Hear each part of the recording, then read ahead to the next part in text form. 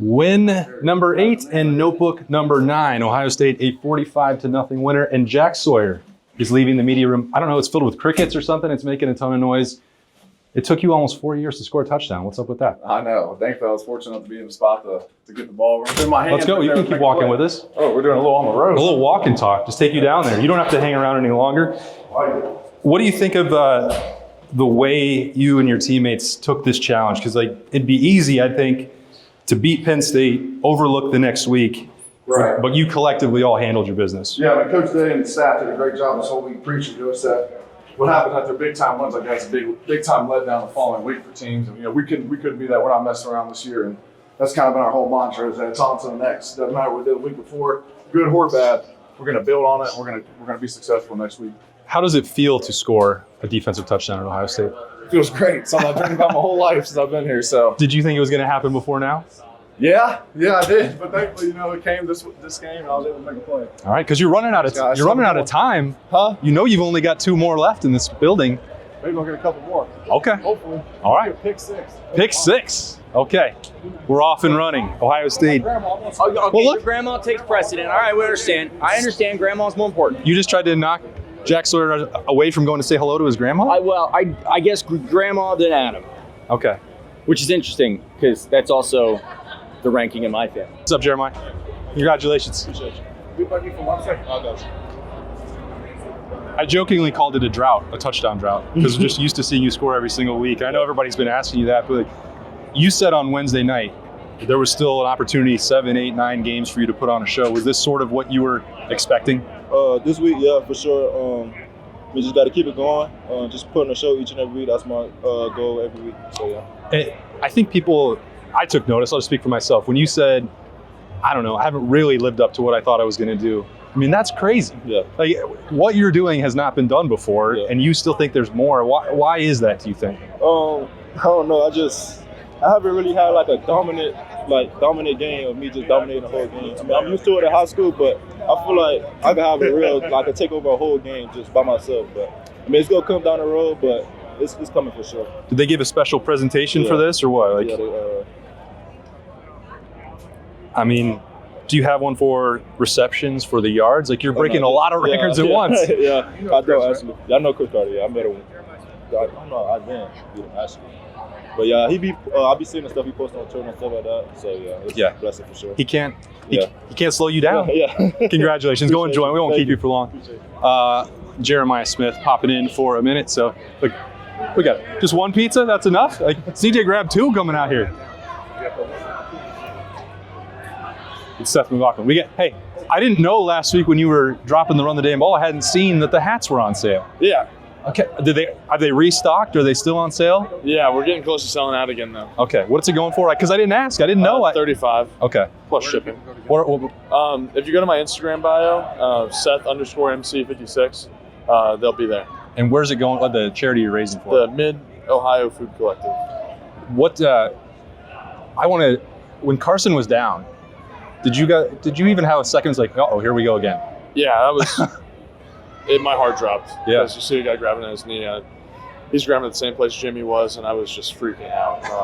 Because I love Cars. He's worked so hard to get in that position. Yeah. He's been playing really well, and I'm glad it's not serious. He was able to come back right away. We know his toughness. To follow up last week's offensive line performance with the way you guys played this week, I mean, is there a different sense of momentum, confidence? What does it feel for you guys up front right now? It was good. We worked on a lot of things this week. Played like it's a bear front every single play with these guys. So we really had to work on our double teams and getting our pad level down. And once we started doing that throughout the game, the runs started going a little bit better. All right, get out of here and go enjoy it. That was sick. He's a throwback player, and he wanted a throwback face mask to kind of match his tough dude. personality. Dude. All right. You can get those Run the Damn Ball hats. Seth McLaughlin. He's almost out. Might have to do round 3, right? Round 4. Okay, round 4. My goodness. All right. Man selling some hats, and Ohio State is running the ball. You could say, Quinshon Judkins, Travion Henderson, Will Howard running the football more today. You can tell that this team is starting to feel a little bit more of an identity. It was a weird game as we get through the first quarter. They're getting to the 2-minute timeout. They've had 3 possessions in the game.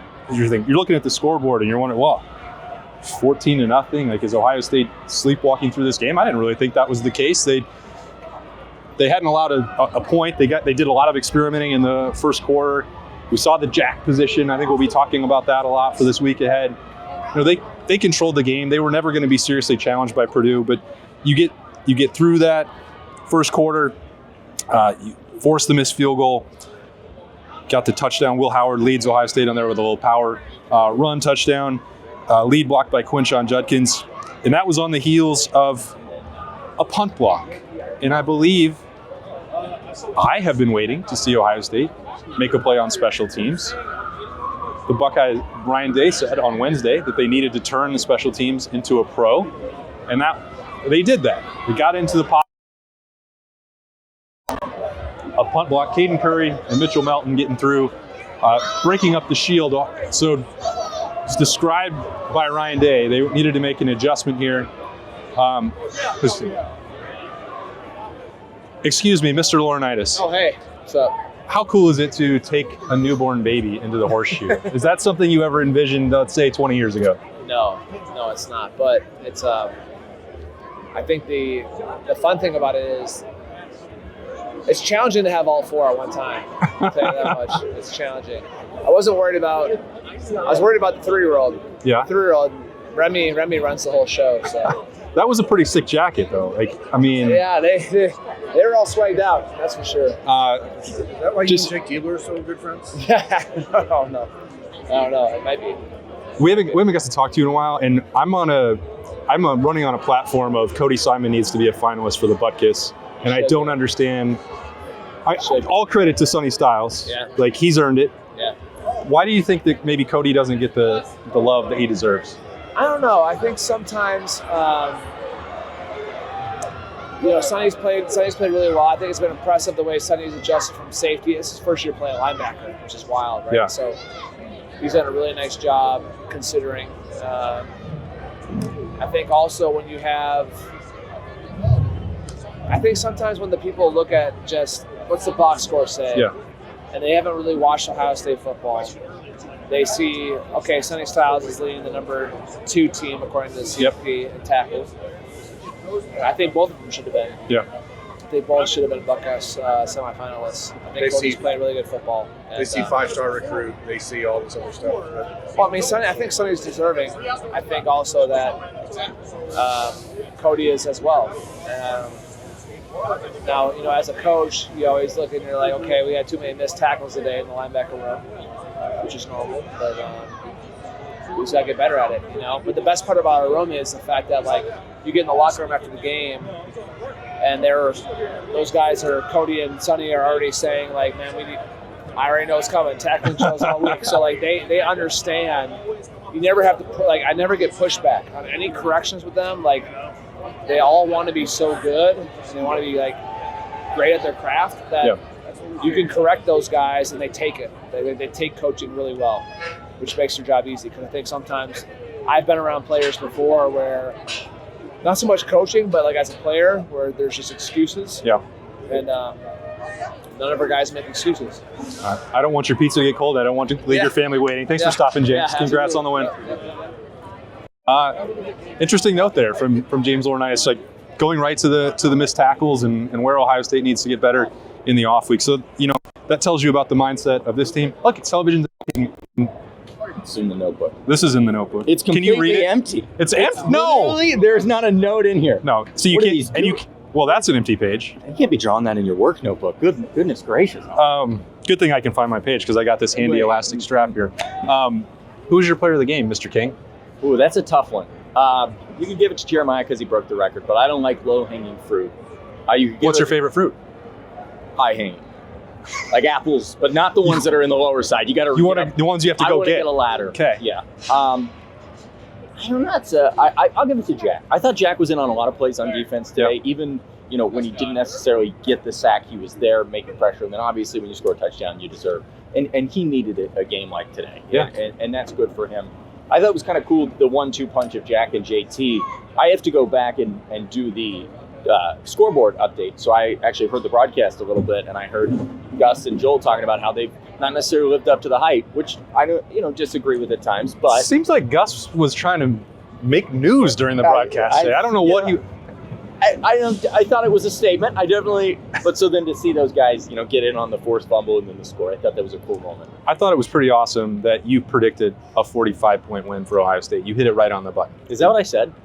Didn't you? I think I did, actually. Yeah. That's what you told me in pregame. You said, I think 45-0. And I said, are you sure it's going to be a shutout? And you said, absolutely.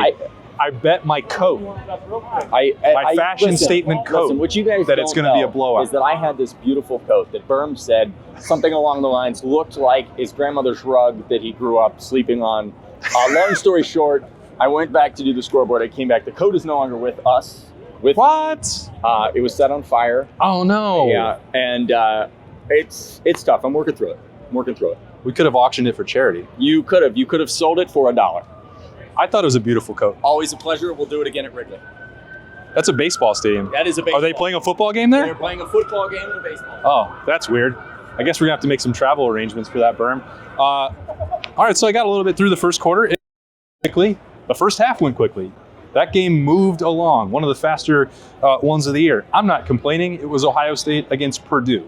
A 38-point spread. I wasn't expecting a real barn burner, and credit to Ohio State. We didn't get one. They handled their business, and like I said, I asked Ryan Day to start the press conference. Last week was the toughest win of the season. Ohio State fought, they battled, it was physical. It certainly means more to them than beating Purdue, but I did think that today, if we're going to give a description to it, this was the most complete victory. The offense made plays. Again, they didn't have a ton of possessions. If you're looking at the points and saying, well, it's 21-0 at halftime. That was largely a product of the way that this game went and some of the defensive experimentation. Are you live, Nicole? No, I'm not live. Who was your player of the game? My player of the game? Ooh. Well, basic is Will Howard, but Basic? Not basic, but like why am I holding this like I'm interviewing I don't know. It's right here. You can't interview me if you want. Jeremiah Smith. I have to go with Jeremiah Smith. I mean, did y'all see his game ball back there? Yeah, sure did. Yeah, I mean, that's just awesome. Yeah. The kid's a freshman. He's a phenom. We're watching greatness on the field. He's breaking every record possible. I mean, he's got to be my player of the game. I wrote in the notebook, JJ is good at football. Frame this. Put it in a shadow box. Give it to him. Yeah. That's correct. That's why they pay me the moderate, they pay you the big bucks. moderate dollars, so that I can make observations like Jeremiah Smith is good at football.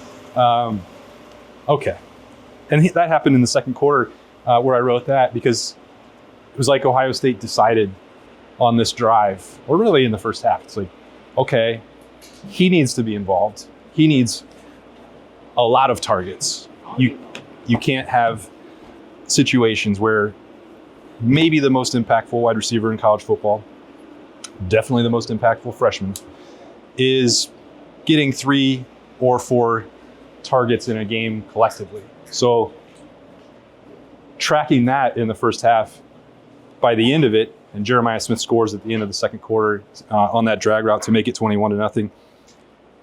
He had 7 targets in the first half. Nobody else on the Ohio State roster had more than 2 in the first half. They were intent. There's no way, there's practically no cornerback anywhere in the country, any secondary that's going to be able to line up and shut down Jeremiah Smith. Maybe slow him occasionally, although that's still asking a lot. And Berm's saying if they're not calling him getting held and interfered with, and he's right, that is one way to do it. It was the only target that didn't turn into a completion for Ohio State to Jeremiah Smith. So why not go let your player win the game? And I think they were also, he's getting a little bit of the star treatment already because he is a superstar, where they came back out for the second half. It was 21-0, and I don't believe he took a single snap on that first drive coming out of the locker room. Ohio State did go down the field until Will Howard slipped on a third down. They kicked a field goal. They got more points on it. It was like, that was one example of Ohio State wanting to cruise past Purdue, manage the health of the roster, manage, to avoid any major setbacks. And they did have one. We talked to Seth McLaughlin about that coming out of the locker room where Carson Hinsman went down, and man, it looked scary. Austin Searveld went in for a short term. It was like 2 plays, and Carson Hinsman was looking ready to go back in. He didn't even go into the medical tent. He, the worst case scenario they avoided, which is certainly a huge deal for Ohio State that they didn't have to deal with that.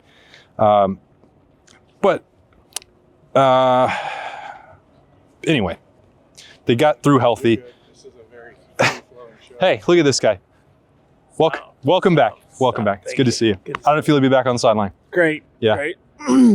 The game got boring, but expectedly so. Yeah. It was good. That's what you wanted. You wanted to ease back in, get the rust off. Sorta. All Sorta. right. All right. Well, it's great to see you, man. Thanks. Welcome back. Thanks, guys. All right. If you haven't followed that story, Ohio State's sideline reporter there, Matty, he's had a rough go of it. Clay Hall's been filling in for him throughout the season. It was great to have him back in the horseshoe and feeling better. Good for him. Great to see him. So talking. Look at that hustle. Look at that guy moving. So Tyleik Williams, as I mentioned, Ohio State just held him out entirely. They did a lot of experimentation there with using the jack. Edric Houston got the start at 3 technique. This guy, he's got the potential to be a really phenomenal presence on the inside for Ohio State, disruptive force. I think you go through the box score, it wouldn't blow you away today, but a bunch of guys got involved, played. You saw Caden McDonald getting reps in there. You saw Hero Canoe getting involved. A big deal. So Ryan Day did say afterwards, because again, it was a little bit of the back and forth song and dance with available, but only in an emergency role. Berman and I talked about that in the pregame keys. That's how it should be. If you wanted to get him 10 or 15 snaps, I think you could understand that. But if there was any question whatsoever about, the ankle, the foot, the lower body, whatever, specifically you want to drill down on, don't play him. It's Purdue. And Ohio State made the most out of that. I thought that was a big deal. To get into the third quarter, well, the only thing there about the defensive personnel substitutions, like a big sack on a third down was a big kind of looping stunt. I believe Jack Sawyer was coming through to get the sack, and Edric Houston gets an unsportsmanlike penalty, just shoving a Purdue offensive lineman after the play. A free first down after a third down sack. That, if you want to find a few plays that Ryan Day and the coaching staff will nitpick, that'll be one. You just can't have something like that. It's great to play with energy, but once that whistle blows, you can't be making mistakes like that and giving away free first downs. Just one of the one negatives there. Cool stuff in the third quarter. I like this jet sweep with Travion Henderson. We talk so much about, get the pop pass involved, do some creative things with the wide receivers. You can also do that, it turns out, with a running back. And Travion gets it going around the right end. Gets pushed back a little bit in the backfield, but he gets to the corner faster than anybody. He scores on that touchdown that made it 31-0. That was on the heels of paying off an interception from Lathan Ransom, which, a Buckeye picking up the slack for a Buckeye after Davison Igbinosun got his pass interference. Another one, but it doesn't hurt Ohio State. Lathan backs it up by getting the interception, returns it out there past the 20. Ohio State scores there. One play after Travion is the fumble recovery for Jack Sawyer. JT and Jack teaming up on that one. 44 forces it, 33 scores. It's 38-0. I think it was probably a more exciting play than if you've seen the highlight reel call from Gus Johnson, he seems very bored calling Ohio State games. I don't know what's going on there. I thought he was known for his energy, and I thought he loved to see the world famous Ohio State Buckeyes. Ha ha! But none of that energy. Ohio State, balls out, touchdown. Okay. All right. Maybe he'll be more excited for Ohio State, Indiana, which is going to be a big noon game. That was already talked about earlier in the week. We've been suggesting it was going to be noon for a while. Chris Falk, I mentioned it on a podcast appearance this week. Gus Johnson and Joel Klatt talked about it during the game as well. So you don't need to wait until Monday to get that confirmation. Ohio State and Indiana is going to be a big noon game. The scoring was capped there in the fourth quarter with an Emeka Ibuka touchdown and a missed field goal by Purdue. Kept the shutout intact, another one for Ohio State. And I don't know what else to say about it. Try to get some good interviews. Like, you can look at this concourse, Berm. You get a big game and families are still hanging around, players are getting autographs. Ohio State, everybody involved wanted to get this thing over with as fast as possible, and so do we. So we're on to Wrigley Field, where there's going to be a football game at 11 a.m. Central Time. Wait a second. Why does Mike have different pizza than everybody else? This isn't Donato's. Mike, you have different pizza? I do. What? It's from a special place we like to call the second floor. Second floor pizza, of course. Foiled again. That's where the good stuff is. Anyway, maybe we'll find some pizza in Chicago next week. But that's going to wrap it up from the Horseshoe. Thanks to everyone who popped by to join us on the Notebook, and thanks to Berm for playing through the pain this week and handling the camera as he always does. Buckeyes win. They are still in control of their destiny in the Big Ten race. They are 8-1, and they beat Purdue by 45 points. I'm Austin Ward. This is the Notebook on the podcast. Thanks for joining me. We'll see you tomorrow.